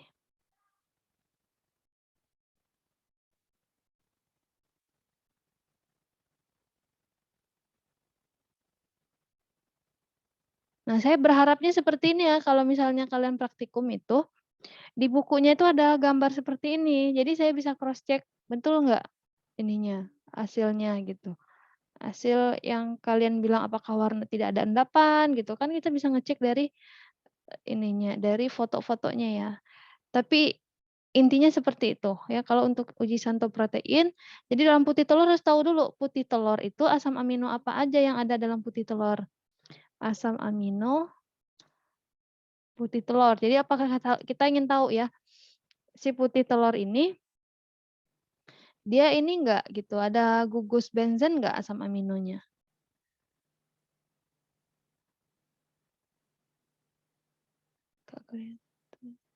Reaksi. Nah, laporan uji asam amino. Nah, kan sangat gampang ya sekarang kalau ingin cari tahu tuh. Tinggal mau Bu, atau kemarin tidak. itu ujinya pakai susu beruang itu ngaruh nggak sih, Bu? Enggak apa-apa, kan susu beruang murni ya. Harusnya Iya. enggak apa-apa. Tapi kayaknya yang punya Tri susulan ya uji itu. Ya, Susulan enggak? susunya beda, Bu. Susulan Enggak, Bu. punya Mas Tri. Aku enggak susu kan aku. Kalau Tri emang ini positif. Langsung aku, Bu. Yang Gimana? susulan itu karbohidrat aku. Oh, bukan protein ya? Protein ikut aku. Oh iya. Harusnya positif aja sih kan dia ini. Nah, reaksi Milon ini. Gak ada yang satu proteinnya. Nah, nanti coba dicari sendiri aja ya. Harusnya yang mana yang proteinnya apa aja gitu putih telur. Itu apa? Nah, prinsipnya kan itu ya, mendeteksi yang tadi gugus gugus benzen. Kalau misalnya si asam aminonya mengandung benzen. Nah, dari keempat sampel kelima ya, kelima sampel kita ini mana yang mengandung gugus benzen. Itu yang bakal positif gitu. Nah, kalau kayak gini bikin laporan kan bagus ya. Tuh, mereka bikinnya satu-satu nih, uji ninhidrin seperti ini. Nah, jadi kelihatan banget kan, ada nggak itu perubahannya. Oke, next ya, next time kalau bikin apa, yang uji-uji yang butuh memperlihatkan reaksi warna atau tidak itu kalian tambahkan dengan gambar di laporannya.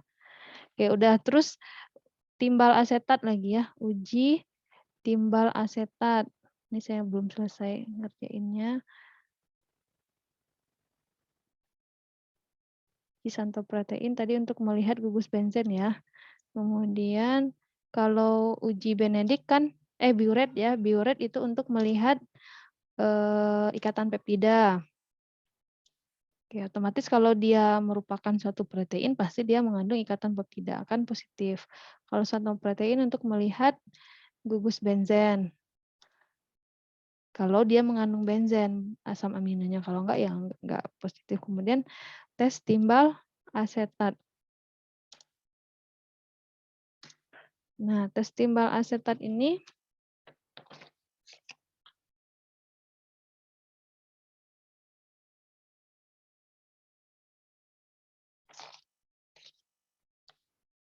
membuktikan adanya ikatan sulfida ya pada dalam asam amino. Oke. Nah, balik lagi tadi ya dari sampel tadi, dari sampel mana saja yang punya ikatan peptida pasti semua yang protein, sampel mana yang punya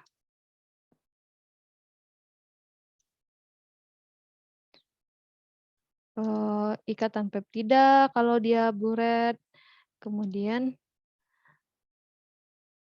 gugus benzen kalau mau positif untuk santoprotein. Kemudian yang timbal asetat itu harus punya ikatan sulfida S dengan S atau S dengan H.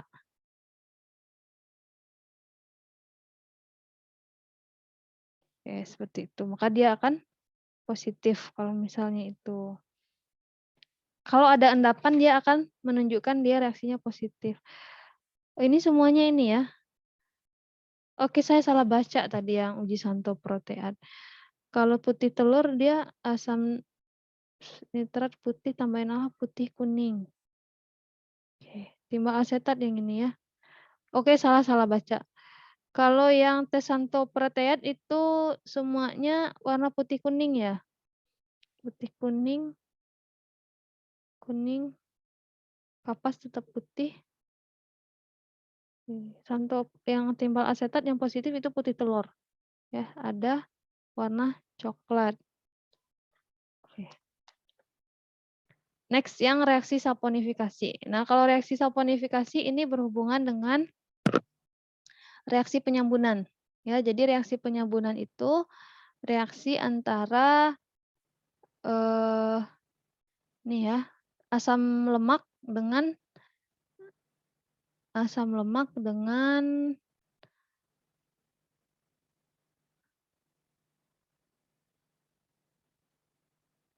basa ya, asam lemak dengan basa. Mana nih? Ini reaksi penyambunan. Oke, ya terbentuknya sabun ya. Jadi ini adalah asam lemak. Asam lemak itu jadi lemak dan lipid itu cuman beda ini ya, beda istilah. Jadi lemak itu bagian dari lipid. Kebalik ya. Lipid itu bagian dari lemak. Jadi kalau lemak itu biasanya merupakan asam lemak ya, gabungan dari beberapa asam lemak. Ketika ditambahkan dengan basa NaOH ya akan terbentuk gliserol dan natrium stearat. Nah, ini yang merupakan itu sabun itu, natrium stearat ini. Jadi jenis sabunnya tergantung dari jenis asam lemaknya ya. Kalau kemarin kan kita pakai lemaknya apa? Minyak coconut oil ya, minyak kelapa ya. Pakai minyak kelapa, coconut oil. Nah, minyak kelapa itu kan terdiri dari beberapa asam lemak, macam-macam ya kandungannya. Terus ditambahkan dengan basa. Terus kita karena ingin bikin sabun transparan, kita tambahkan dengan alkohol ya, bukan KOH. Alkohol itu apa? Etanol, kita pakai etanol ya, C2H5OH ya. Kalau misalnya kita tidak tambahkan etanol nggak masalah, yang penting ada dua ini aja, lemak, minyak ya, minyak itu kan masuk dalam lemak ya, minyak yang berupa cairan itu disebut dengan minyak. Lemak yang berupa cairan pada suhu ruang itu disebut dengan minyak. Contohnya minyak kelapa, kita pakai minyak kelapa, kita tambahkan dengan NaOH, itu akan terbentuk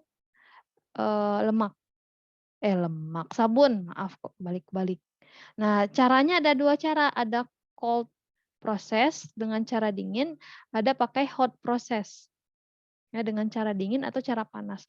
Kalau kita mau reaksinya santai, kita pakai yang cold process, itu bisa sampai 3 minggu.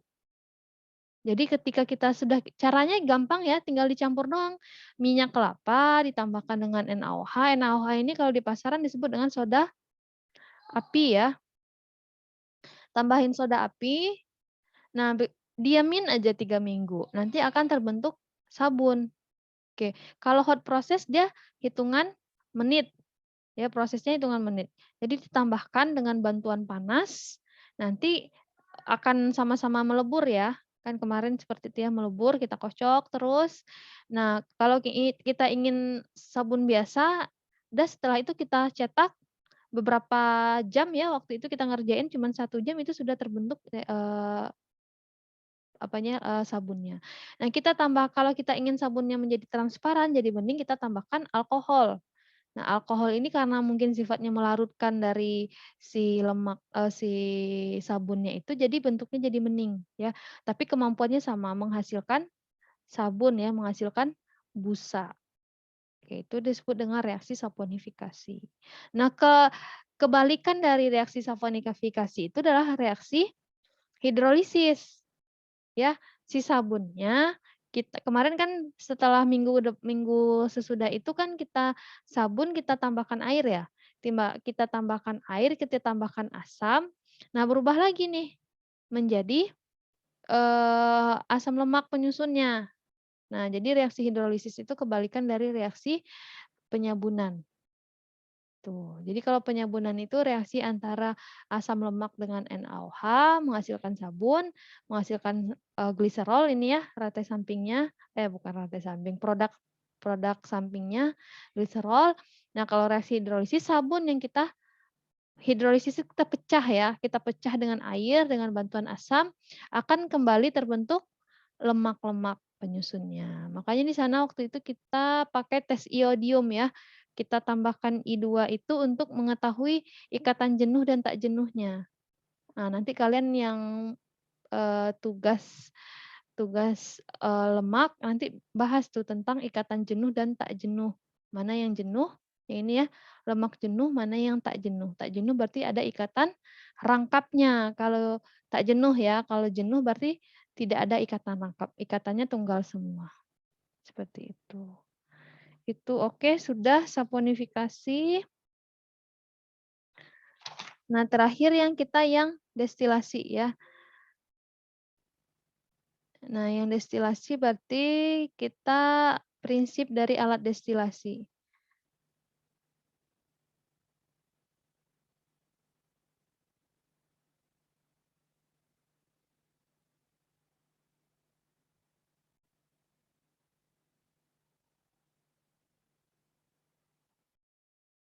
Nah, jadi kalau destilasi itu prinsipnya ini aja ya. Nih kita pakai destilasi sederhana. Nah, adanya penguapan dan kondensasi. Ya, ketika dipanaskan, maka sampel di sini ya, sampelnya akan menguap kan. Nah, karena ketutup itu kan berarti kalau tertutup itu tekanannya kan jadi lebih besar ya.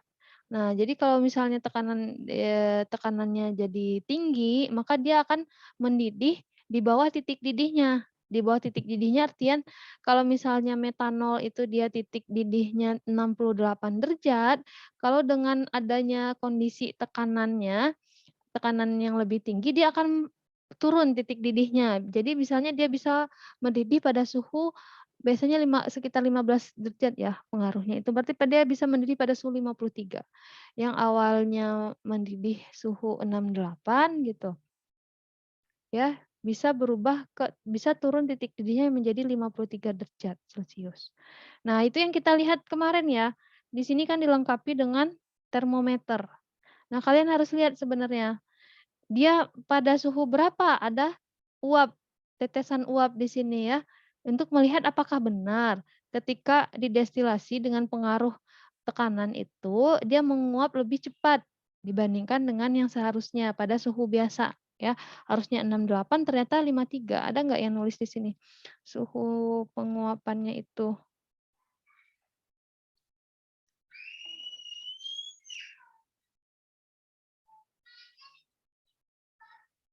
Suhunya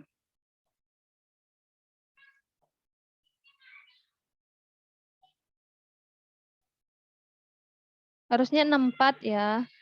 Tapi ada di sini. Suhu terjadi tetes pertama 52. Suhu destilasi berlangsung 58. Nah, padahal kan harusnya di sini kan dia suhunya 64 ya. Nah, terbukti bahwa setelah didestilasi itu karena ada pengaruh tekanan juga dia mendidih ini lebih cepat gitu. Oke. Itu prinsip dari destilasi. Kita ingin memisahkan campuran dua pelarut ya yang titik didihnya berbeda sehingga nanti ditemukan yang murninya di sini ya. Ini destilatnya, ini yang murninya di sini. Destilatnya. Di sini yang residu. Nah, kita berharapnya destilat ini sudah murni. Tapi kalau destilasi sederhana sebenarnya tidak akan murni-murni banget ya, tapi minimal airnya sudah tertinggal di sini. Kalau senyawa lain yang titik didihnya hampir sama dengan metanol itu akan tetap ikut di sini. Nah, makanya kita bandingkan tadi BJ ya, berat jenis. Kita bandingkan berat jenis antara sampel sebelum didestilasi metanol sebelum didestilasi, kemudian BJ air dengan metanol yang sudah didestilasi. Kemudian dengan residunya. Gimana hasilnya kemarin itu? BJ destilat 0,72, BJ residu 0,724, BJ sampel 0,73, BJ air 0,92. Harusnya BJ airnya 1 ya, karena BJ air itu harusnya 1. Nah, jadi kan dari sini nggak apa-apa, tergambar bahwa memang kalau perbedaan BJ itu kan berat jenis itu merupakan massa per liter ya. Berat per volume, berat per volume gitu, massanya per volume. Jadi ketika 1 gram, 1 volumenya 1 mili itu setara dengan berapa gram beratnya. Nah, dari situ kan kita tahu ya, kalau misalnya gula ya, larutan gula dengan larutan air sama-sama 1 mili. Sama 1 mili. Mana yang lebih berat? Larutan gula atau larutan air? Biasa. Volumenya sama nih, sama-sama 1 mililiter. Mana yang lebih berat? Larutan gula atau larutan air? Larutan gula. Larutan gula, Bu. Ya, pasti larutan gula karena ada senyawa yang terkandung di sana. Ya, karena ada zatnya. Ya. Nah, kalau di sini ya, yang kita bandingkan adalah destilat, residu dan sampel.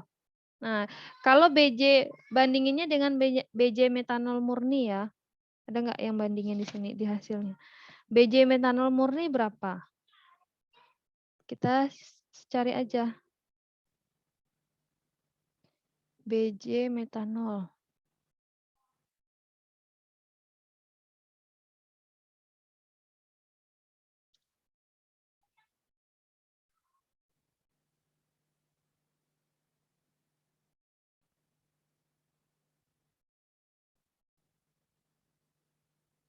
Nah, BJ-nya ada di sini biasanya. Densitas, BJ itu sama-sama densitas ya. 0,7 nih, 0,7918.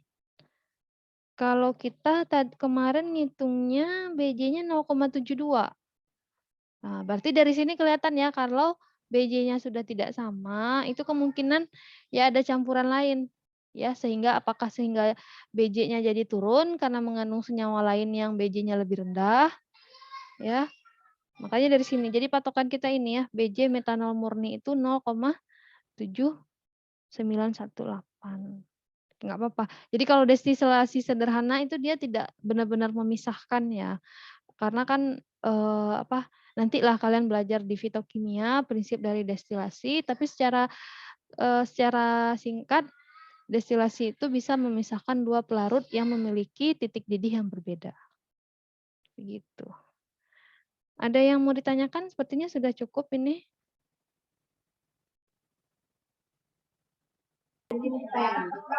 Waktu uji air kemarin menggunakan CO4 kan warnanya biru semua ya, Bu? Masih ada air semua ya, Pak? Iya, Bu.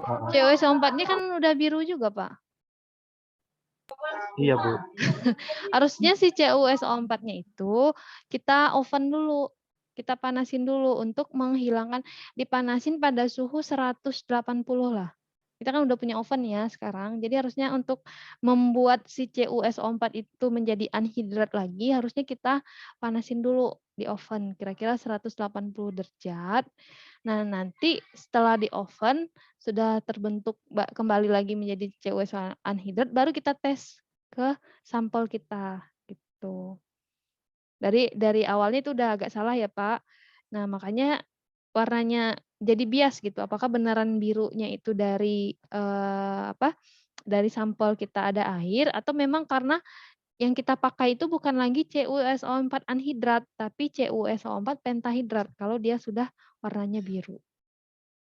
Itu. Iya, Bu. Bingung kemarin membedain, Bu. Iya, karena memang sudah ini kan kemarin cuma bikin ini yang anhidrat itu destilat itu biru muda gitu ya, residu biru pekat. Ya udah nggak apa-apa. Tapi yang penting gini aja, karena kan kalau praktek itu pasti ada banyak gangguan ya.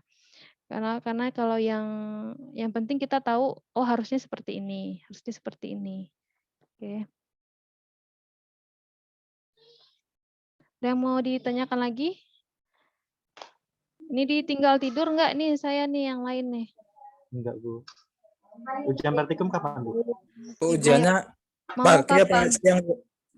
Di sesuai kesepakatan aja ya, mau hari apa? Hari Senin aja nggak apa-apa, Bu? Nah, kalau mau Senin nanti boleh buku laporannya paling hari Kamis saya baru bisa taruh di kampus karena saya ke kampusnya baru hari Kamis. Kalau mau diambil. Baik, Bu. Kisi-kisinya gimana, Bu? Kisi-kisinya sesuai yang ini aja, Pak. Sesuai yang saya bahas tadi. Sesuai yang praktikum, Bu ya? Ya, sama yang saya bahas hari ini. Oke. Materinya nanti di-share ya, Bu? Yang hari ini. Ya, nanti recordernya di-share, ininya juga di-share. Filenya Baik, di-share. Bu. Ujiannya pakai CBT atau apa, Bu? Ujiannya pilihan ganda. Pilihan ganda, Bu ya? Ya.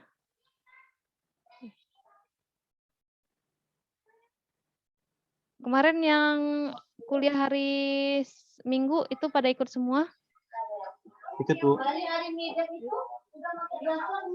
Gimana, paham nggak yang kuliah hari Minggu itu? Paham, Bu. Itu yang spirometri ya, Bu, untuk mengukur kadar Iya, spektro. spektro. Oke, ini saya ingin mengingatkan ya, kalau untuk acara resmi itu tolong foto profilnya diubah.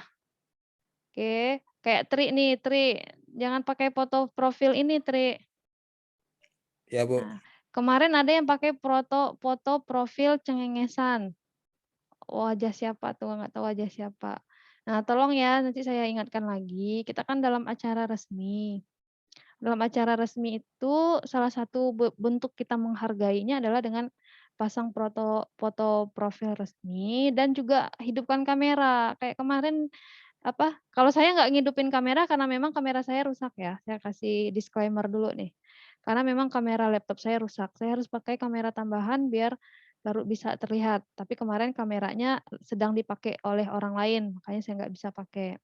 Nah, untuk kalian, misalnya ada sesi foto, itu kan cuma hidupin kamera sebentar kan? Itu. Nah, saya takutnya kalian tuh ditinggal gitu loh. Habis hidupin Zoom, terus ditinggal pergi. Gitu. Yang rugi siapa? Bukan saya loh yang rugi. Kan bukan pematerinya loh yang rugi adalah kalian sendiri. Karena sedikit cerita ya untuk yang kemarin itu, kita tuh yang daftar dari luar tuh banyak. Oke. Tapi kita tutup pendaftaran hanya sampai 150 orang saja. Aku aja telat daftar kemarin itu, Bu. Nah itu, makanya kalian sudah diprioritaskan, ini kita juga sudah jadi tuan rumah, ya harusnya kalian ngasih ini lebih ya, walaupun kalian belum belajar kan, itu kan materi kuliah tamu untuk yang khusus kan, yang kimia farmasi. Tapi ya kayak gini loh, rugi gitu kalau misalnya yang tidak ikut. Karena yang mahasiswa lain jauh-jauh mau daftar sampai kita tutup ya, terus yang hadir juga cuman kita batasin 100, takutnya nggak efektif dalam diskusi. Tapi saya harapkan itu mahasiswa yang di sini juga merasa inilah, karena kan jarang-jarang ya pemateri dari luar datang ke sini, kita fasilitasi. Jadi saya harap mahasiswa Akfar juga menghargai itu. Oh, hari Minggu, Bu. Kok hari Minggu tetap kuliah ya? Kita kan menyesuaikan juga dengan jadwal pematerinya. Pematerinya juga ada kerjaan lain kan, dan beliaunya bisanya hari Minggu. Ya karena kita butuh ya kita juga semuanya sama kok. Saya juga harus kerja hari Minggu, yang lain juga, yang panitia itu kan dari mahasiswa juga ya, panitia juga harus bekerja hari Minggu, ya nggak apa-apa, santai aja demi ilmu gitu. Jadi saya harapkan nanti yang lain-lain ketika ada pemateri dari luar, apakah seminarnya di sini atau ada yang dari luar, tolong foto profilnya diganti. Ya, diganti dengan yang resmi. Kemudian kalau disuruh hidupkan kamera untuk foto, tolong dengan sangat ya sebentar aja, itu kan cuma sedetik ya foto itu. Ya 5 detik lah nunggu beberapa sesi. Apa sih susahnya? Ya, setidaknya itu memperlihatkan rasa hormat kita, itu kan tamu ya, tamu datang ke rumah kita ya kita hormati. Karena kan kita sekarang sistemnya online semua, ya. Nah, karena sistem kita online semua ya makanya kita juga ada tata caranya ya, kalau dalam ini kan kita nggak bisa lihat langsung nih orangnya siapa nih. Paling enggak dari foto resmi kita tahu, oh ini orangnya beneran ada. Kalau dipasang foto orang lain kan nggak tahu nih, ini siapa sih orangnya yang mana sih? Itu beneran ada nggak sih orangnya di sini? Gitu loh. Dan saya lihat rata-rata yang mau masang kamera itu yang benar-benar mendengarkan. Ya, kalau misalnya diganti yang lain yang kameranya ditutup, di off, mungkin alasannya cuman 3 lah alasannya ya. Pertama memang karena jaringannya ini nggak lancar, jadi harus videonya dimatikan. Yang kedua karena dianya memang tidak hadir di sana, ya karena banyak sekali. Beberapa mahasiswa kedapatan sampai akhir acara dia tidak masuk grup diskusi dan tidak live meeting sampai selesai. Berarti ditinggal kan? Zoom-nya hidup, dia entah kemana. Dan dia tidak konfirmasi, misal, oh Bu, saya ada ibadah Bu hari Minggu, dia nggak konfirmasi ke saya. Itu. Nah itu kena ya dari segi attitude-nya itu kena. Harusnya kan konfirmasi ke saya nggak apa-apa juga loh, ya saya ibadah Bu hari Minggu, ya udah kalau seperti itu kan. Nah kalau itu nggak ada, sampai akhir acara pun dia nggak live meeting. Nah saya harapkan seperti itu ya mahasiswa Cevada, ketika ada tamu dari luar dan ketika tuan rumah pun kita dengan dosen siapapun, ya saya harapkan kalian lebih siap untuk belajar dengan kondisi apapun. Seperti itu. Oke, sekian. Nanti saya kasih rekamannya. Jadi hari apa? Mau hari apa ini? Apakah mau diskusi di sini atau diskusi nanti boleh di grup, terserah ya. Tapi jangan dadakan, karena kan saya juga mau nyiapin soal dulu ya. Hari Senin aja, Bu. Yang lain gimana? Hari Senin setuju nggak? Boleh Bu, Senin Bu. Senin pagi. Iya, Bu. Ya, Bu, kalau boleh Bu. ya Senin jam 1 aja Bu. Kerjaan di.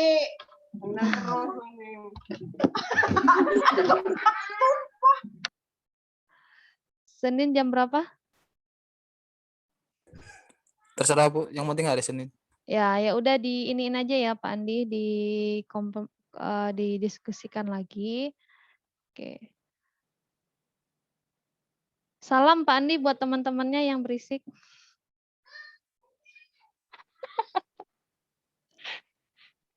Oke.